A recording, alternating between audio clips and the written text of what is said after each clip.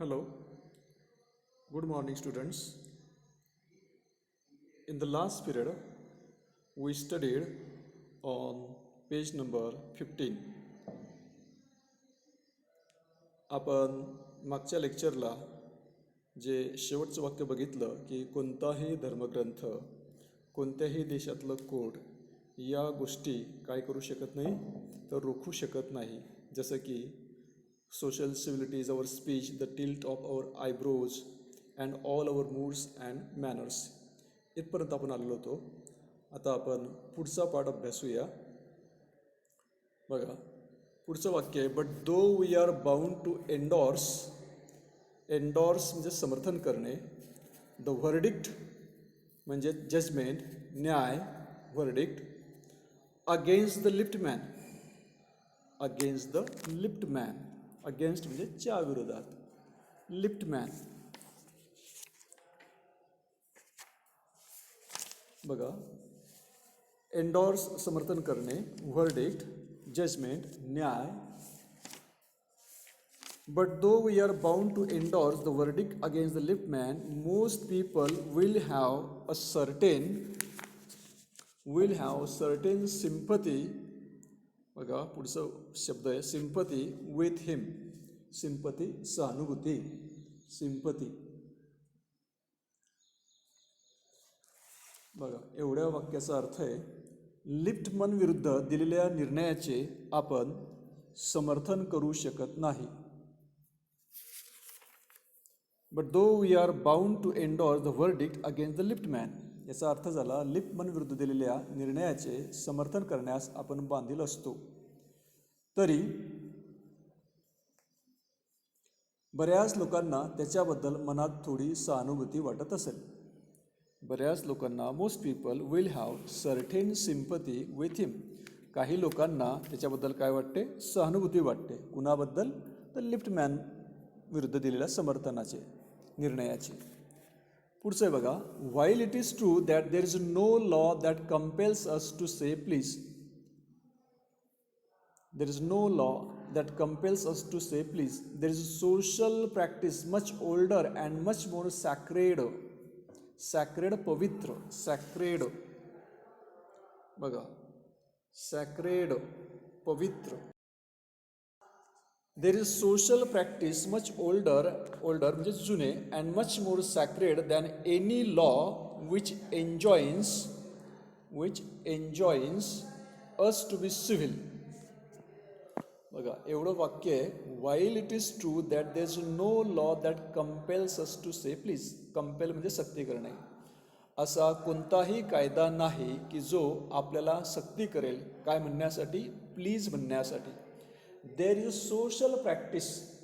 Social practice, सामाजिक म्हणूया आपण, सोशल. विनंती करायला भाग पडणारा कोणताही कायदा अस्तित्वात नाही. हे खरे असले तरी आपल्याला सभ्यता पाडण्याची शिकवण देणारा कोणताही कायद्याहून अधिक जुना, अधिक पवित्र असा सामाजिक संकेत अस्तित्वात आहे. सामाजिक संकेत अस्तित्वात आहे. Sacred than any law which enjoins us to be civil. And the first requirement of civility, requirement गरज, सिव्हिलिटी सौजन्य, सिव्हिलिटी सुसंस्कृत, सिव्हिलिटी.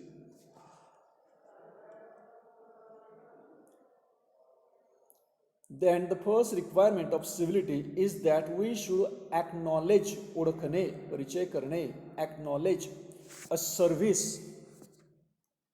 please and thank you, please and thank you. समाजाचा एक सुसंस्कृत घटक म्हणून कृपया आणि धन्यवाद यांच्याद्वारे आपण समाजाचे देणे चुकते करीत असतो. या वाक्याचा अर्थ असतो, आपण या दोन शब्दांतून, प्लीज असेल, थँक्यू असेल, की यासारखे असेल, याच्यातून आपण समाजाचे काय लागत असतो? तर देणे चुकते करत असतो. पुढचं वाक्य बघा, दे आर द लिटल कोर्टसीज. आणि हे जे प्लीज, थँक्यू असे जे शब्द आहेत, हे काय? लिटल कोर्टसीज आहेत. एक सौजन्य आहे, एक प्रेमळपणा आहे. By which we keep the machine of the life oiled आणि ज्याच्या माध्यमातून आपण आपल्या जीवनाचं हे जे मशीन आहे, हे जे यंत्र आहे, हे ऑईल करू शकतो. अँड रनिंग स्वीटली, ऑईल म्हणजेच वंगण देणे, ऑईल जसं आपण गाडीला ऑईल देतो, वंगण देतो. अँड रनिंग स्वीटली, आणि आपलं जीवन आपण काय करू शकतो, आपल्या जीवनाची गाडी, त्याचं मशीन, आपण त्याला व्यवस्थित वंगण देऊ शकतो. थोडक्यात चांगल्या प्रकारे वागून, गुड मॅनर्स वागून आपण जीवनाच्या आपल्या या यंत्राला, या मशीनला काय करतो, ऑईल करतो. दे पुट अवर इंटरकोर्स, इंटरकोर्स म्हणजेच कम्युनिकेशन, देवाणघेवाण, संभाषण. दे put our intercourse upon the basis of friendly cooperation. They put our basis of friendly cooperation, cooperation सहकार्य, कोऑपरेशन. या छोट्याशा सौजन्याच्या स्नेहाचे वंगण घालून आपण जीवनरूपी आपलं जे काही रथ असेल, मशीन असेल, हे आपण सुरळीतपणे हाकीत असतो. यामुळे वरिष्ठांनी कनिष्ठांना हुकूम दिल्याप्रमाणे संवाद न घडता मैत्रीपूर्ण सहकार्याच्या आधारावर सुलभ व्यवहारातून संवाद घडतो, सुलभ व्यवहारातून संवाद घडतो. They put our intercourse upon the basis of friendly cooperation, चांगल्या प्रकारे इंटरकोर्स होतो, संभाषण होतं. And easy give and take, देवाणघेवाण म्हणतो आपण, give and take. Instead of on the basis of superiors dictating, dictating हुकूम करणे, आज्ञा करणे. टू इन्फेरियर्स, इन्फेरियर्स म्हणजेच कनिष्ठ, सुपिरियर वरिष्ठ, इन्फेरियर कनिष्ठ. वरिष्ठांनी कनिष्ठांना हुकूम दिल्याप्रमाणे संवाद न घडता मैत्रीपूर्ण सहकार्याच्या आधारावर सुलभ व्यवहारातून संवाद घडतो. It is very vulgar mind, vulgar क्षुद्र, it is very vulgar mind that would wish to command where he can have the service for asking and have it with willingness, स्वखुशी, willingness, and good feeling, चांगली भावना, good feeling. instead of च्या ऐवजी resentment, संताप. बघा डाव्या बाजूला रिसेंटमेंटचा अर्थ दिलेला आहे, रिसेंटमेंट, संताप, resentment.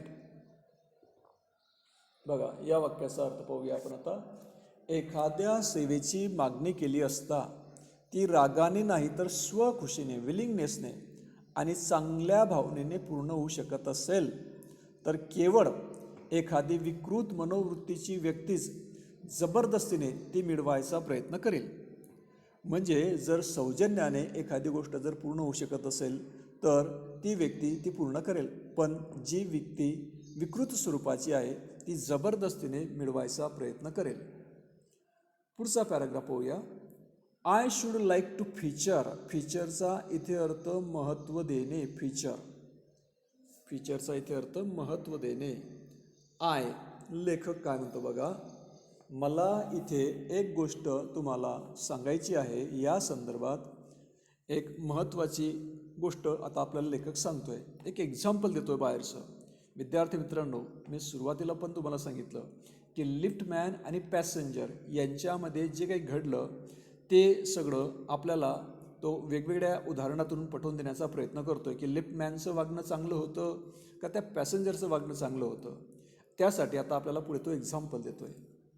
I should like to feature in this connection my friend the polite conductor. लेखकाचा एक मित्र काय होता, एक नम्र कंडक्टर होता, बसमध्ये कंडक्टर होता. By this discriminating title, discriminating भेद, तफावत, discriminating title. I do not intend to suggest, intend मनात योजने, टू सजेस्ट सुचविणे. Rebuke, rebuke, to conductors, rebuke conductors generally. लेखक त्याच्या एका मित्राचं, की जो मित्र कंडक्टर आहे त्याचं उदाहरण सांगतोय आणि तो कंडक्टर कसा आहे, नम्र आहे. By this discriminating title I do not intend to suggest a rebuke to. ते उदाहरण सांगून, मित्राचं उदाहरण सांगून तो म्हणतोय की मला कंडक्टर्स लोकांवरती टीका करायची नाही त्याच्यातून. ऑन द कंट्ररी, या उलट, ऑन द कंट्ररी, या उलट. On the contrary, I am disposed to think, I am disposed to think that there are few classes of men who come through the ordeal, difficult, kathina, ordeal of a very trying calling better than bus conductors do. बघा काय म्हणतोय लेखक की मला conductor लोकांवरती याच्यातून टीका करायची नाही, या उलट ऑन द कंट्री असे काही लोकांचे ग्रुप आहेत, गट आहे, जे त्यांच्या कष्टदायी अनुभवातून बस कंडक्टरांपेक्षा अधिक चांगल्या प्रकारे तावून सुलाखून बाहेर पडत असतात. तावून सुलाखून बाहेर पडत असतात. ऑर्डियल, डिफिकल्ट किंवा पेनफुल एक्सपिरियन्समधून बाहेर पडत असतात. Bus conductors too. Here and there you will meet an unpleasant specimen. Unpleasant, दुःखद, असुखदायक, specimen, नमुना. Here and there you will meet an unpleasant specimen who regards the passengers as his natural enemies. Who regards the passengers as his natural enemies. Enemy, shatru, enemies. हे मी खात्रीने सांगू शकतो, प्रवाशांना आपल्या जन्मजात शत्रू असणारे समजणारे अनेक लोक, खडूस असलेले नमुने आपल्याला वेळोवेळी भेटतात. बघा, here and there you will meet an unpleasant specimen. जिकडे तिकडे तुम्हाला असे बरेच लोक दिसतील की जे प्रवाशांशी कसे वागतात, तर वाईट वागतात, की जणू काही ते काय आपले शत्रू आहे, नॅचरल एनिमीज आहे. As creatures whose chief purpose, creatures म्हणजे प्राणीमात्र, whose chief purpose on the bus is to cheat him. आणि याचा उद्देश काय असतो, तर ज्यांच्यामध्ये फसवणे बसमध्ये चढणाऱ्या प्रवाशांचा मुख्य हेतू असतो. म्हणजे बऱ्याच कंडक्टर लोकांना असं वाटतं की प्रवासी काय करत असतात, फसवत असतात. And who can only be kept reasonably honest by loud voice and an aggressive manner. Aggressive, आक्रमक, ॲग्रेसिव्ह, ॲग्रेसिव्ह, आक्रमक.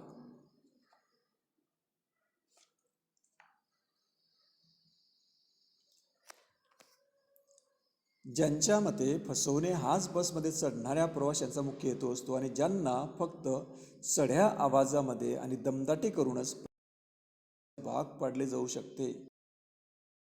बघा पुढचं वाक्य आहे, but this type is rare. परंतु हा प्रकार खूप दुर्मिळ आहे. Rare than it use to be. इतका दुर्मिळ की तो आपल्याला शक्यतोवर दिसत नाही. Rarer than it use to be. I fancy the public owes much. Fancy, the public owes, ओ म्हणजे देणे लागणे. Much to the underground railway company which also runs the buses. Which also runs the buses. बघा लेखक काय म्हणतोय, तर मी काय, तर मी देणं लागतो. I fancy the public owes much to the underground railway company which also runs the buses. Buses चालवणाऱ्या अंडरग्राउंड रेल्वे कंपनीकडून त्यांच्या कर्मचारी वर्गाकडून विशिष्ट दर्जाची सभ्य आणि सौजन्याची वर्तणूक मिळावी असा सर्वसामान्य जनता आग्रह धरीत असते. बघा म्हणजे जनतेचा आग्रह काय असतो की कंडक्टर लोकांकडून चांगली सेवा मिळेल.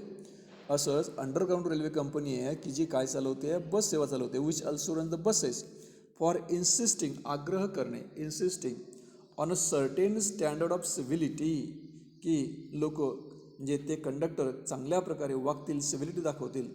इन इट्स सर्वंट्स, त्यांच्या नोकरांवरती. And taking care that standard is observed, आणि अशा प्रकारचं स्टँडर्ड राखलं जाईल.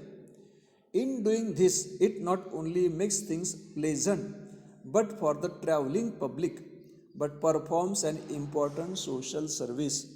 असं झालं तर, किंवा असं करत असताना प्रवाशांचा प्रवास सुखद तर होईलच, पण त्याबरोबर एक मुलाची सामाजिक सेवाही घडेल.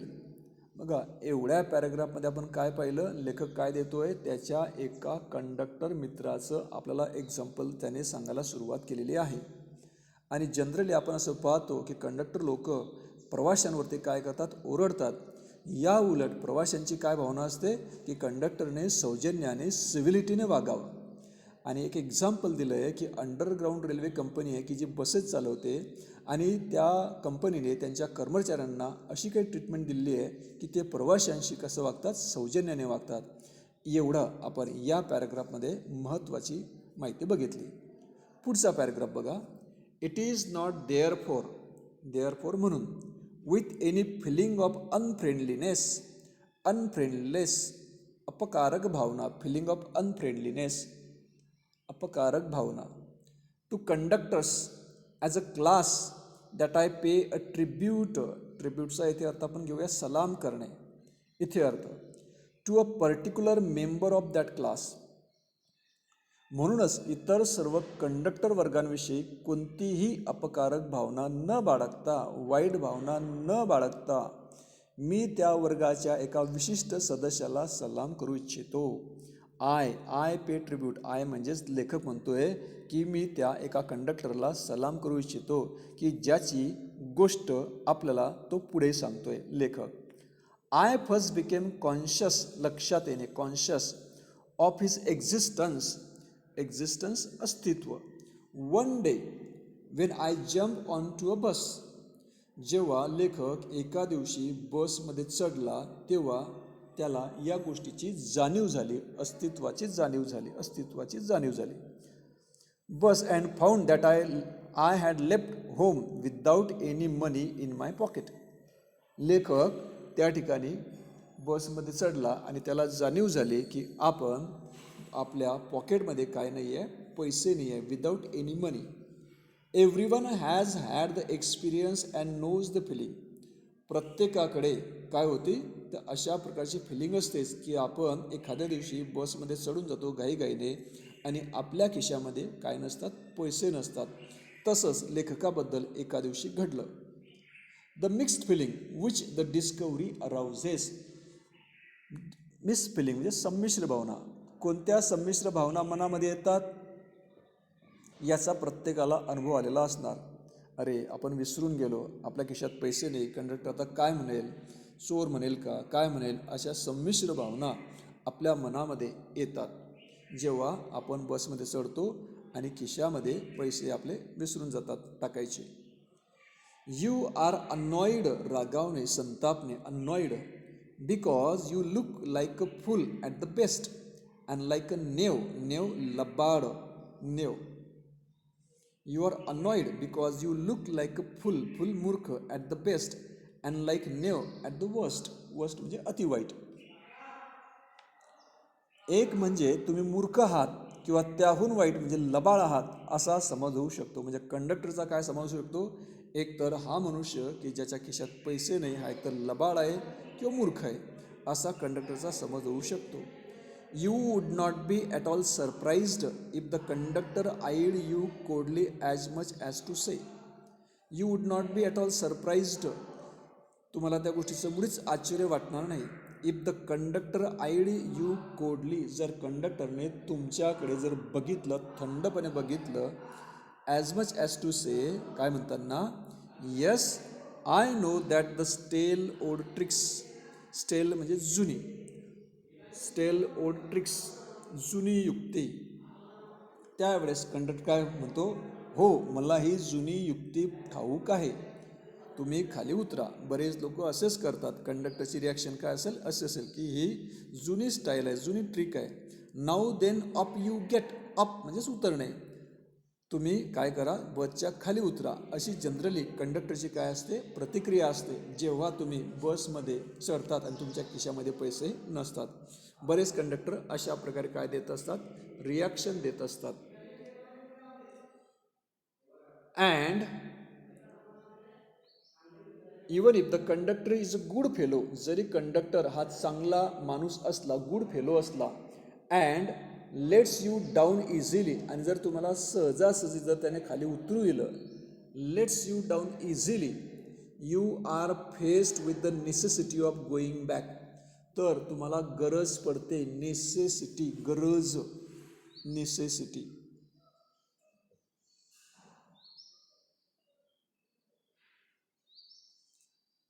Necessity of going back and the inconvenience, गैरसोय.